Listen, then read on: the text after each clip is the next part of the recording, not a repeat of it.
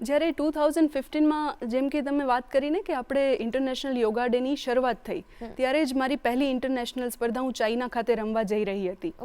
અને મેં એવું એક્સપેક્ટ પણ નહોતું કર્યું કે મને ત્યારે ગોલ્ડ મેડલ મળશે, પણ ત્યારે મેં ખાલી ગોલ્ડ મેડલ જીત્યો હતો.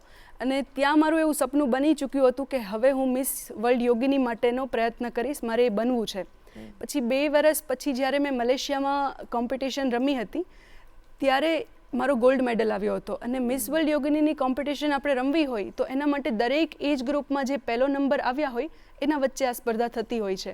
અને એમાં ફ્લેક્સિબિલિટી ટેસ્ટ થાય કે તમારું ફોરવર્ડ બેન્ડિંગ કેટલું સરસ છે, બેકવર્ડ બેન્ડિંગ કેટલું સારું છે, ટ્વિસ્ટિંગ, કમરને આપણે કેટલી મરોડી શકીએ છીએ. તો આ બધા જ જે કોમ્બિનેશન છે આપણા બોડીના આસનના, એ ચેક કરવામાં આવે છે.